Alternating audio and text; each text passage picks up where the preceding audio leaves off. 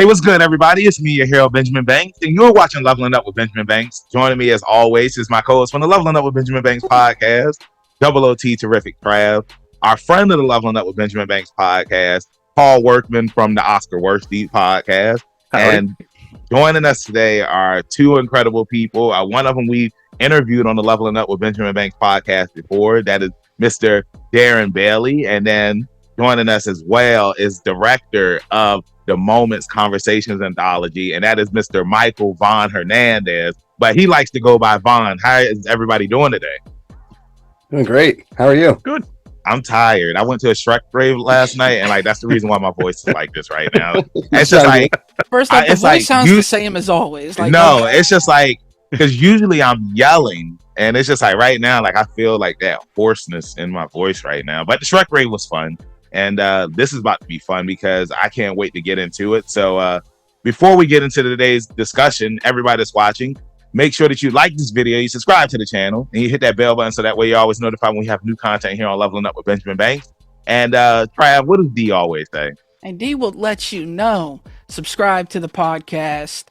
Description down below. Whatever the hell else D be saying it, man. It's down below. That's all you need to know. Bro, D is gonna come through the Speed Force and get you for butchering what he says. Yeah. You know, Trav, you're starting to sound as professional as my podcast. Yeah, it's like Trav, you get on me for I butchering. got my lines, D got his lines, and that's all I know. I'm just saying, man. But let's go ahead and get into today's discussion. So, like I said, we are talking about Moments, the Conversations Anthology, and I just want to let you guys know I watched all three short. They were really, really good. These are things that like I could see like become like a Netflix series or a Hulu series. Like I thought that the cinematography was incredible. I thought everything about it was good. So I just want to give you guys two pinkies for that. Trav, what about you? Oh yeah, absolutely loved it. As Darren was posting them, you know, I was waiting for all three to come out so I could watch all three together in a row, and all three of them. And you know, I'm glad I did wait, you know, for all three to come out and be able to watch them all back to back, because you really get a grasp of they're all in the same realm, but it's three different situations and three different conversations that really have no tie-in with each other. But the thing that ties them in together is like the realness of the situation that comes about. And like you were saying, Banks, definitely I could see like this is like one of those scenes in a movie that like people will show a clip of because it's like some of the best parts of the movie when it comes to dialogue.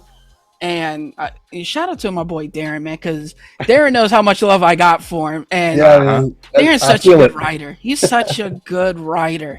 Thank you so much. I really appreciate that. Yeah, it's crazy because I remember, Darren, when you had posted these on Facebook, and I had commented, I was just like, because you know me, I'm always busy, and I was just like, I'm going to save these and I'm going to get back to watching them and let you know what I think about them.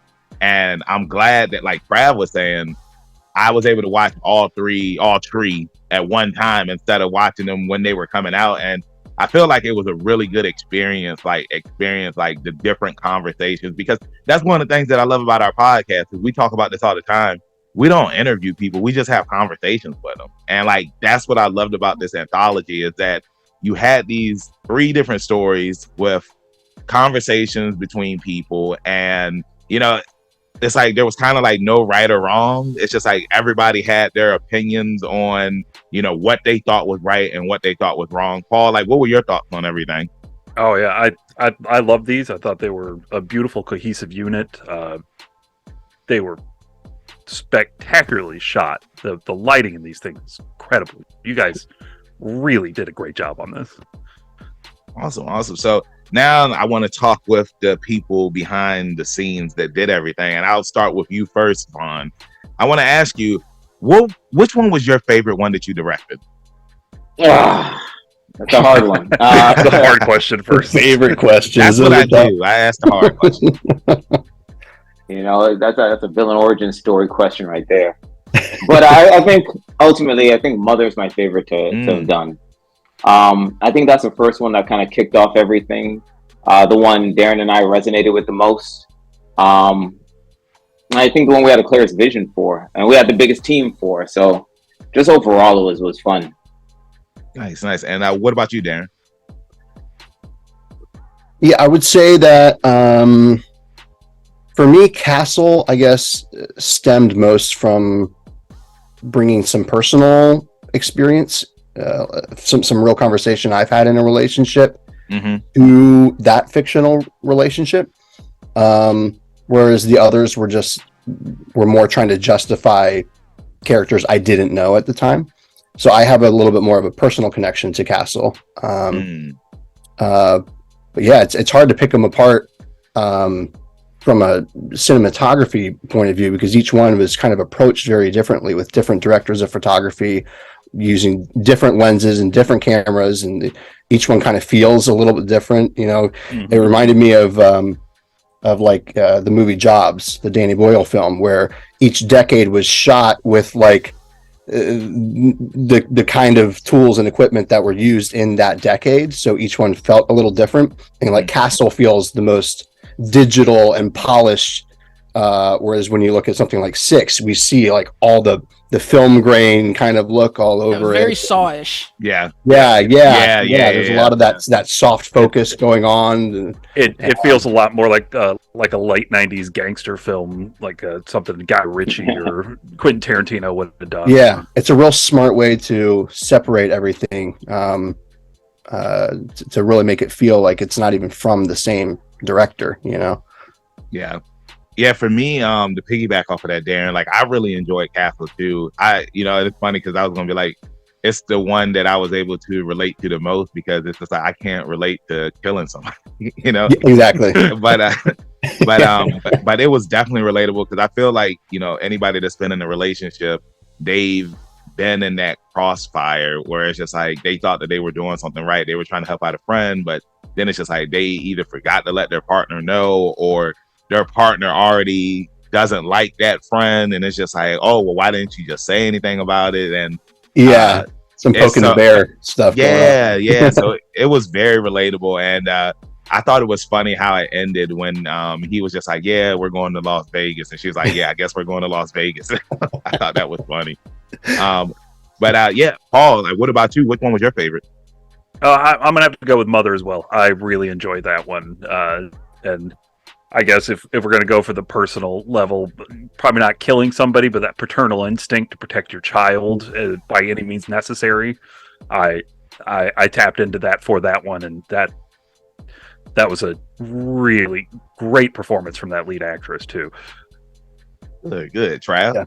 Yeah, I was going to bring that up, even though for me personally, Castle was really the one that set it over the top for me, that I was like, yo, what an uncomfortable conversation, what a great ending as far as understanding what the other person's saying, even though you can understand how she's in the wrong, he's in the wrong type thing. But I do want to say, which I know I really didn't even answer your question, Banks, but I do want to say about Mother. I think her name was Linnell Cooper.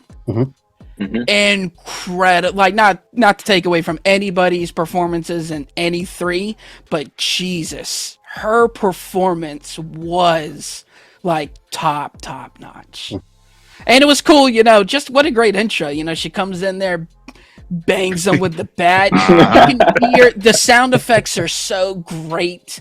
It's like what you would expect somebody who just got their head bashed in with the bat, and then to have the conversation with the blood all over her, and she wipes off the bat. It was some Batman shit. It was so good. It was on some Punisher type stuff. Yeah. It's like, where's my son? some real vigilante justice. I love it. Yeah, so I have another question, but Trav, I wanted to pass the ball to you. If you had a question you want to ask. Yeah, I kind of had a question for Vaughn, just because we've had Darren on the podcast before and kind of geeked out about movies and things like that, which I don't really think when we had Darren on the podcast anybody had a real scope for his writing ability, because we dove in so much into the mocap stuff and different things like that. So that was exciting to kind of show off another side of Darren. But really it's for Vaughn, because we always talk movies, especially I'm a producer on Paul's podcast, Oscar Worsty, we have another special bonus episode we do every week. But for Vaughn, what were some, movie inspirations for you to become a director? I really like morality. So you look at something like Seven, which kind of inspired Six, funny enough. The Last of Us, that whole morality arc, which inspired Mother. And I think just exploring those complicated relationship between characters, I think is what made me want to direct more and understand people more and the human experience and why they do this and why they do that. And with these three, I just wanted to explore that, like you guys said, there's no real good guy or bad guy. It's just people being people. Multi-layered, everyone relates to that. Or at least to one side of it. Mm-hmm. So, yeah. So, Paul, did you have a question that you would like to add?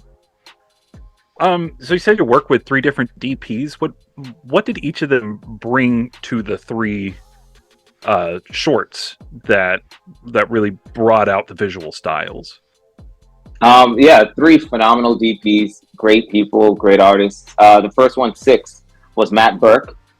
He's just a master when it comes to lighting, and I think that's one of the biggest things I was looking for with Six. Just something that felt moody, felt dark, but not too dark.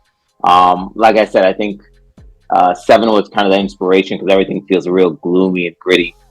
And shout out to our sound guy, Alex Verbitsky. All the sound effects, the rain, the thunder, everything to make it feel that way. For Castle, we worked with Cass Chang, and he has a great aesthetic when it comes to things looking pretty filmic and almost like a photograph. He comes from a background of just shooting photography over and over, even with film. So we wanted something that felt kind of really grounded, like a real world scenario. And Mother, we went with Michael Babiak. And him and I are just gamers, so we really love The Last of Us. So I'm like, hey, I need something that looks really pretty. And he has a real master for when it comes to, composition. The aesthetic. He made this one room look like a million places. Right. And depending on however these people are moving, it felt big. She takes a step forward, it feels like someone's walking up on you. Mm-hmm. So I think his just ability to master that is just phenomenal. So the next question that I wanted to ask was what was the conversation that went into creating this anthology? We'll start with you, Darren. Yeah, so I did not know Vaughn before working on this thing. I had known his creative partner Callie, and I knew her through working on a mocap project. Actually, we worked on the same game together, and then the group that I do staff tutoring for, the Mocap Vaults, which is like a mocap education place in LA and London and some other places around the world. She was a student of the Mocap Vaults, and so we had a bit of a relationship there. But we had never really known each other apart from just admiring each other's work. And she had heard, I guess, through just me posting on Facebook about the different writing projects that I'm doing. When it came time for Vaughn looking for a writer, I just happened to pop into the forefront of her mind. She had already known me professionally through some other things and was like, well, this guy has a lot of integrity, so maybe I'll at least approach him and maybe he can send me some samples of his work. So I did that, and then eventually, Vaughn took a chance on me to present me with, at the time it was 6 films. I think it was 6. Yeah, there were 6 different films that were basically just sent as like a PDF document that had a paragraph describing the idea, like a concept for each, with a couple images that would serve as inspiration. But there was nothing else in terms of like dialogue or character names or backstory. It was just, here's the idea thematically that I want to approach with this.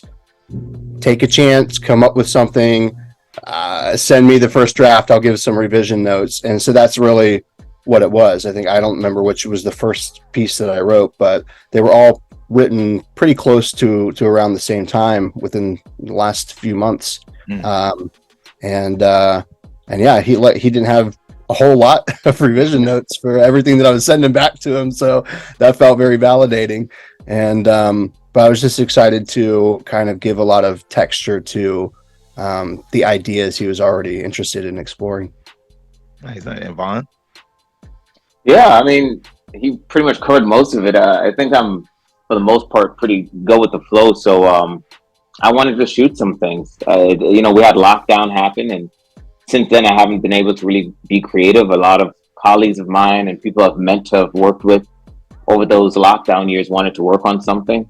So I reached out after Callie referred him, and yeah, he kind of hit the nail on the head. I sent over some ideas. I'm kind of open to anything. I want to see where it can go.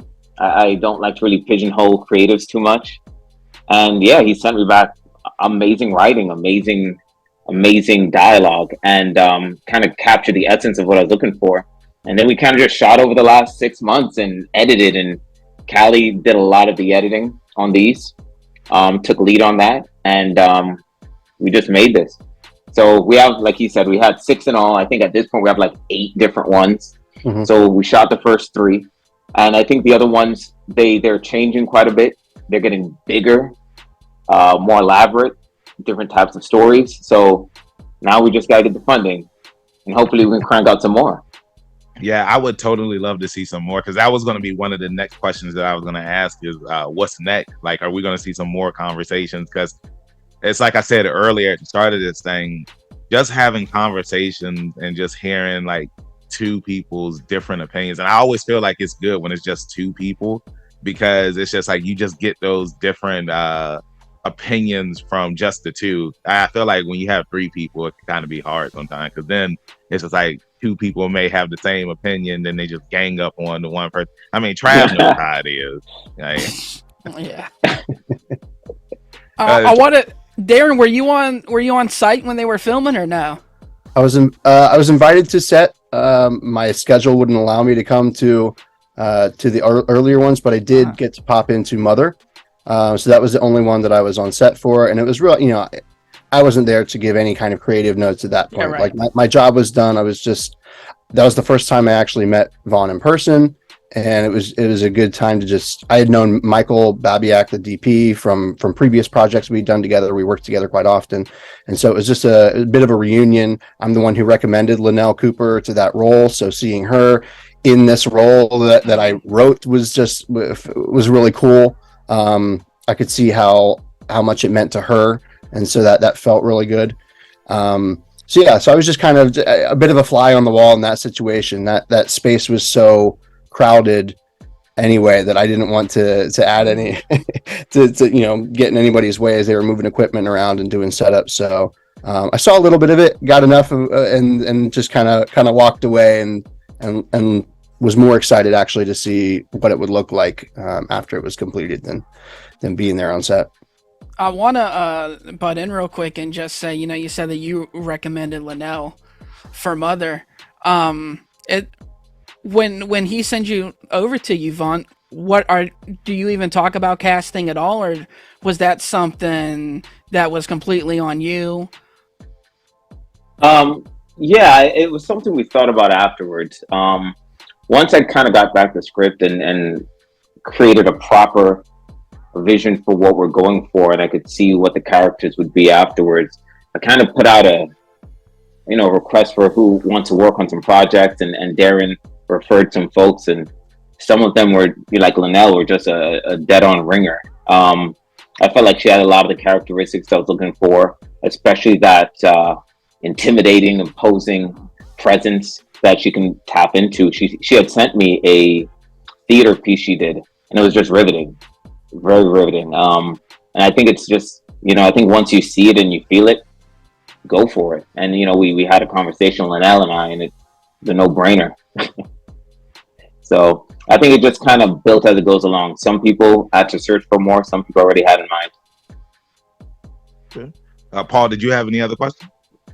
I guess so I'm a big fan of anthology series. I grew up on the Twilight Zone. I've been watching Cabinet of Curiosities. If you guys were to continue this, would you be interested in bringing in other writers and directors to collaborate with, whether with each other or separately? Personally, for me, I feel like I've always been the type that kind of sticks to the same group. The Rat Pack, so to speak. definitely always open to certain things, but I feel like it would be hard for me to envision a different writer or a different director, just because I think what we've been creating is so unique and we could really delve in. I was thinking probably the opposite way, where we kind of get more immersed in working with each other beat by beat, where Darren is more on set, or we do have our team meetings a little bit more traditionally, because this one was a bit more, avant-garde, guerrilla style, just because of how it came about. But I think with a better structure, we can have bigger projects. And like you were saying, Banks, with the more people, we do have some projects that have more characters, but they're so well defined, and they all have their own individual voice that it starts turning into just wild cards instead of one-on-one, kind of like a Reservoir Dog, type of film. And just to be able to have the infrastructure on the crew side to tackle something like that, I think we just have to get closer. Yeah, I think there's something to be said too, in having the same creative team make very different projects. That there's a bit of a show off quality about that, which I kind of like. Gives you kind of that Renaissance man style. Yeah. It is. Anthologies do tend to use different writers, but that's part of that's a producer's decision, right?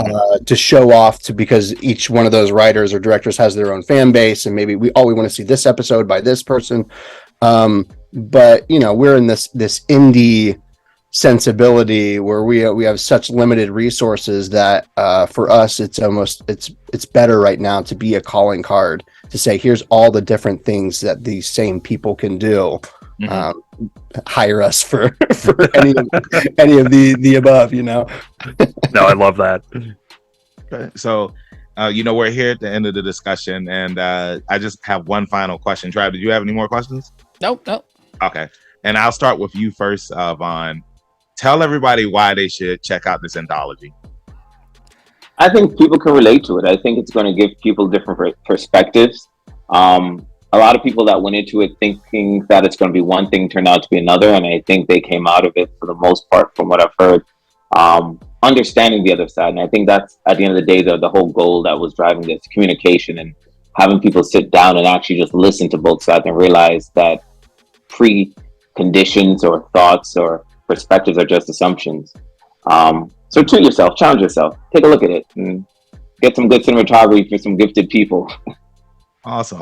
And Darren, why would you recommend that people should check out this anthology? Yeah, same. I think it's I come from a theater background, and so these all feel intimate and almost like being on stage in some way, each one of these pieces, and each one explores kind of the power of a good monologue.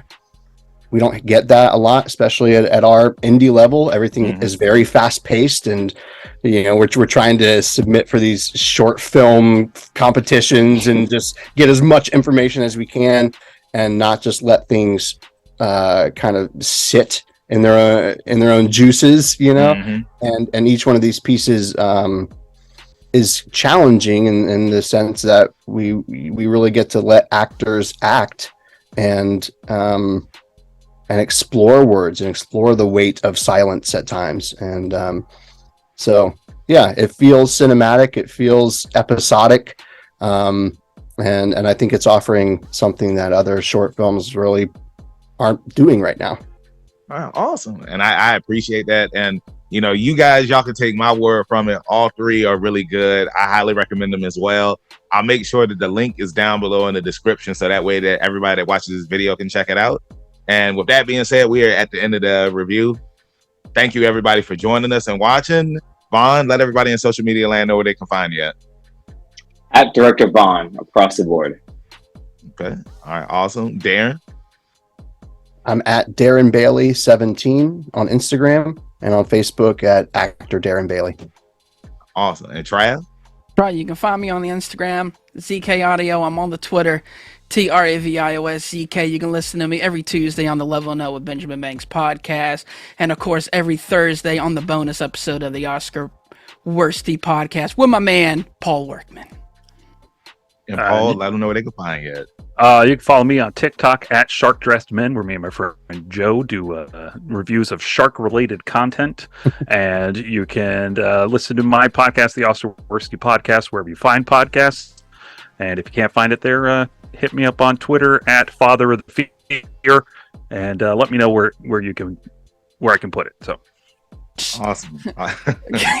Say it. I was waiting for him to say it. Let me know where I can put it. Yep. I was about to be like, that's what he said, or is that what she said? I didn't know what. I just finished watching The Office too. But look, you can find me at Harold Benjamin Banks at @KingBenji_Banks on Twitter, Instagram, and TikTok. You can find me on Facebook at Benjamin Banks. I should be the first person to pop up. If not, then I need to contact Mr. Zuckerberg. Thank you all again for watching this discussion for the Moments Anthology series. And make sure that you check that out. The link is down below in the description, along with our podcast, where we have brand new episodes every Tuesday. The link is down below in the description as well. And then we have the videos of that interview up here on YouTube on Friday. So with that being said, keep that pinky up. Stay positive. We'll see you next time on Leveling Up with Benjamin Banks. Peace. Thanks again, everybody, for watching another episode of Leveling Up with Benjamin Banks. Make sure you like, follow, subscribe to the channel. Podcast, we got that too. Make sure you give us a thumbs up and hit that bell for further episodes and notifications. Thanks a lot to our patrons. And if you don't mind, join the Patreon. We'll be having new specials coming up soon.